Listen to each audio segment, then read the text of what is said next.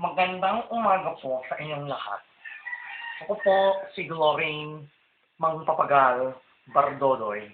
Nandito po ako para sabihin sa inyong lahat na tatlo na lang po kami. Ako, si PJ at si Jame. Ang isa po naming kasamay, yumao na.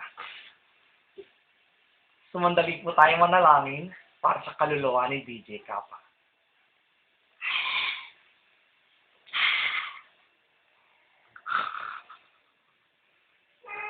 Mga tao, malungkot tayo. Ang isang unano ay nawala na naman. Panalangin po natin na sana'y bumalik si DJ Kappa at sana matahimik ang kaluluwa niya. Maraming salamat po.